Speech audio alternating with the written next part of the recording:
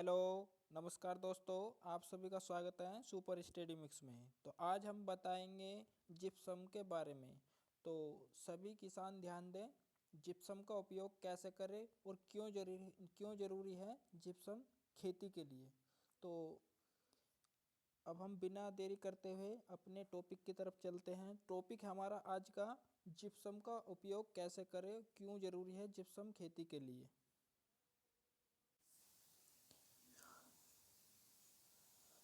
तो जिप्सम खेती के लिए बहुत महत्वपूर्ण है और यह मिट्टी को काफ़ी अच्छा बनाती है।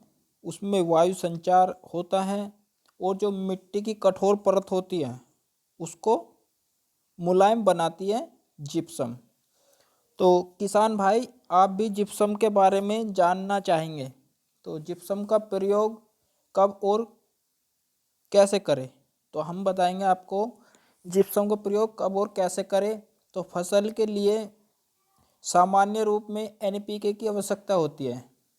फसल के लिए सामान्य रूप में एनपीके की आवश्यकता होती है और उसके साथ साथ हमारी फसलों के लिए कैल्शियम कैल्शियम और सल्फर की भी आवश्यकता होती है। तो कैल्शियम सल्फर की आवश्यकता की पूर्ति करने के लिए ये आपको जिप्सम अपनी खेती में यूज करनी होती है। तो इसकी कमी कहाँ कहाँ होती है जिप्सम की, जो आप सघन खेती करते हो या हल्की भूमि व अपक्षारणीय भूमि में इसकी अधिक कमी होती है। तो आप इसकी कमी को दूर करने के लिए आप भूमि में जिप्सम समयांतरागत यूज करें।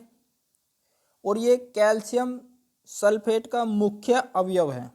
तो इनकी पूर्ति के मतलब कैल्शियम सल्फेट की पूर्ति का जो मुख्य स्रोत है वो जिप्सम है।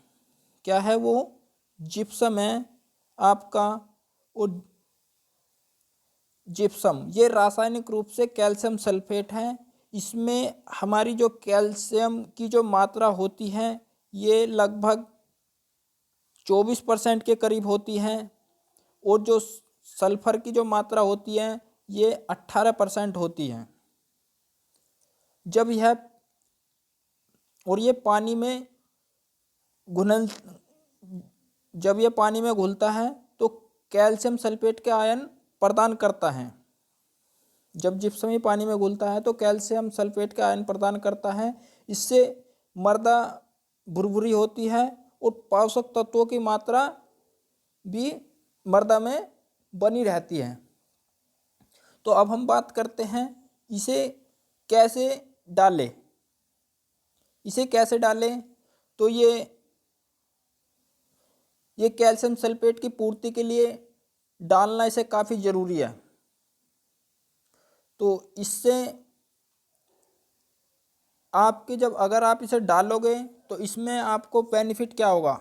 इससे जड़ों में वृद्धि होगी। जो हमारी जो पौधों की जो जड़ों होती है उसमें वृद्धि होती है। मृदा में पोषक तत्वों की मात्रा एनपीके की मात्रा में वृद्धि होती है। जो कहने का मतलब ये है, जो आप मृदा में एनपीके के जो मात्रा यूज करते हो तो उसकी जी भी पोषक मात्रा बढ़ जाती है जिप्सम के यूज करने से। मृदा में ये आपका वायु संचार बढ़ जाता है। और मुख्य रूप से जो जिप्सम का यूज है आपकी जो मृदा कठोर होती है उसको हल्की बना देती है। ये मृदा में जल की मात्रा बढ़ा देती है। पौधों की पत्तियां का जो अगला भाग सफ़ेद पड़ जाता है उसको सफ़ेद पड़ने से रोकती है। इसकी कमी से पौधे की वृद्धि रुक जाती है और अगर आप इसका यूज करोगे तो पौधे की वृद्धि में भी काफ़ी अच्छा प्रभाव पड़ेगा और वो काफ़ी अच्छी वृद्धि उसकी होगी। तो ये क्षारीय भूमि में सुधारने का काम करता है। जो क्षारीय भूमि होती है उसको सुधारने में भी जिप्सम बहुत अधिक लाभप्रद है।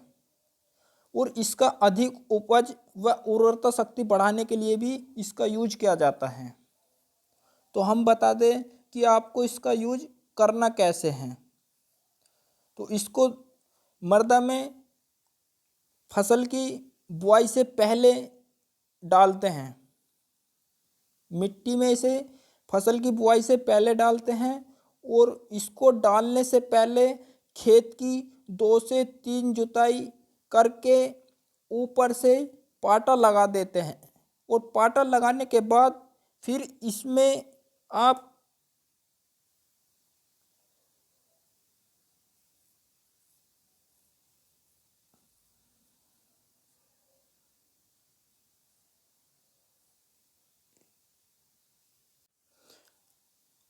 पाटा लगाने के बाद फिर इसमें आप इसकी छिड़काव कर देते हैं और इसका छिड़काव इस तरीके से करना चाहिए कि जो भूमि में 8 सेंटीमीटर से 12 सेंटीमीटर के अंदर, ज़्यादा गहराई पे इसके छिड़काव नहीं करना चाहिए और फिर उसकी हल्की फिर जुताई कर देनी चाहिए।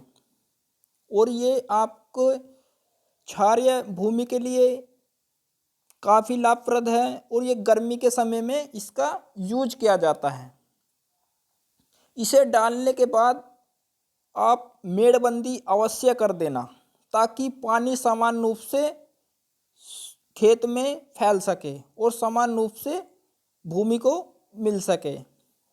इसे अधिक गहराई पे नहीं मिलाना चाहिए, जो मैंने आपको बताया है 8 से 12 सेंटीमीटर के अंतर्गत ही इसे मिलाना चाहिए। और इसे आप मतलब इसको यूज करते हुए आपको कुछ सावधानी भी बरतनी है। जैसे ये है जो जिप्सम होती है, इसको आप नमी वाले स्थान पर नहीं रखोगे, नमी वाले स्थान पर नहीं रखना, आपको किसी स्वच्छ और सही स्थान पर रखना है।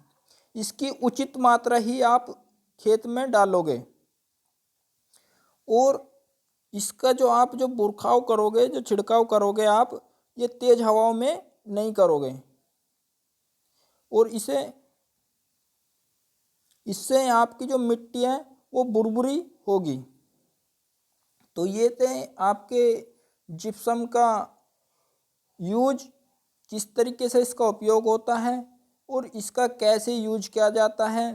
अगर आपका इस बीच में कोई क्वेश्चन हो तो आप मुझसे कमेंट बॉक्स में पूछ सकते हो और वीडियो आपको अच्छी लगे तो आप मेरे चैनल को सब्सक्राइब करके कमेंट बॉक्स में कमेंट करना और वीडियो को देखकर लाइक अवश्य कर देना। Thank you for watching video.